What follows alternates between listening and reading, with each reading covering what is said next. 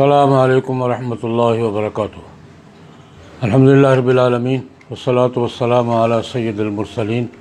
وعلی آلہ واصحابہ واتباعہ اجمعین۔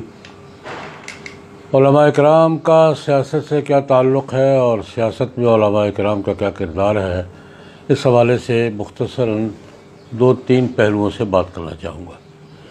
ایک تو اس لیے کہ علماء نمائندگی کرتے ہیں حضرت انبیاء کرام علیہم الصلوات و تسلیمات کی، اور حضرت انبیاء کرام علیہم الصلوات و تسلیمات کی تعلیمات اور پروگرام بنیادی طور پر زندگی کے تمام پہلوؤں کے لیے تھا، اور اس میں سیاست بھی ایک اہم رول تھا۔ انبیاء کرام علیہم الصلوات و تسلیمات نے صرف نماز، روزے اور عبادات کی بات نہیں کی، بلکہ معاشرت کی بات بھی کی ہے، سماج کی بات بھی کی ہے، قانون کی بات بھی کی ہے، حکمرانی کی بات بھی کی ہے، عدل کی بات بھی کی ہے، اور ان کے بنیادی فرائض میں اور مقاصد میں یہ سارے معاملات تھے۔ اس لیے جب علماء کرام نمائندگی کرتے ہیں انبیاء کرام علیہم الصلوات و تسلیمات کی اور آسمانی تعلیمات کی، تو آسمانی تعلیمات کے تمام شعبے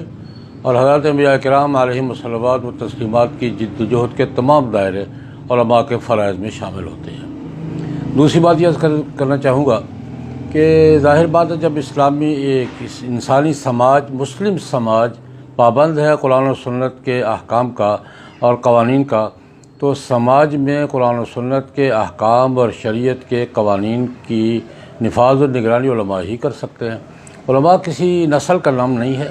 علماء میں ہر وہ شخص شامل ہے جو قرآن پاک کا علم رکھتا ہے، سنت کا علم رکھتا ہے، شریعت کا علم رکھتا ہے، اسلامی تاریخ سے واقف ہے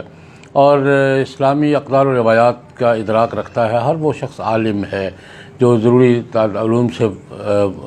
بہرور ہوا ہے۔ یہ کسی نسل اور طبقے کا نام نہیں ہے کہ کوئی نسلی بالادستی ہے۔ یہ ہر وہ شخص جو قرآن و سنت کا،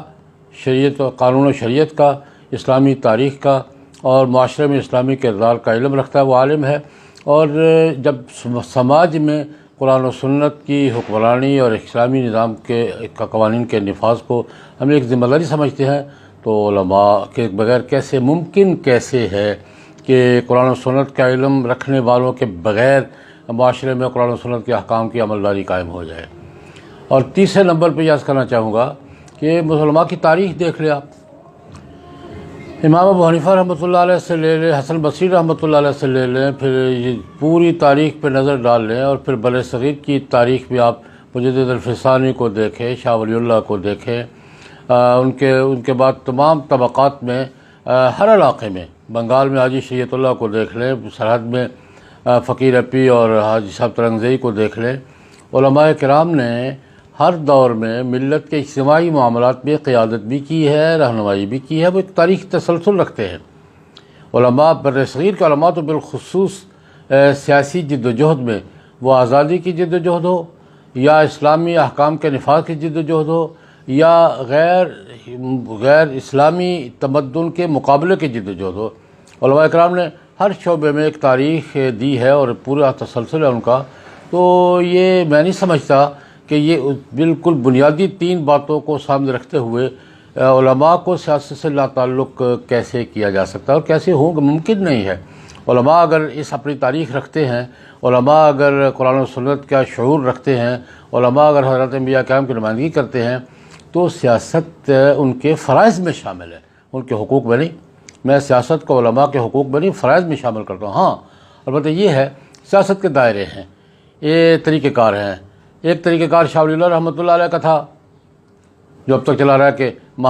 سامنا اہل اقتدار کے سامنا کر کے ان سے مقابلے اور محاذرائی سے منوانا۔ ایک طریقہ کار مجدد الفسانی کا ہے کہ پیچھے بیٹھ کر علمی انداز میں، فکری انداز میں محنت کر کے سماج کو تیار کرنا۔ طریقہ کار مختلف ہو سکتے ہیں، لیکن سیاسی جدوجہد، امت کی اجتماعی قیادت،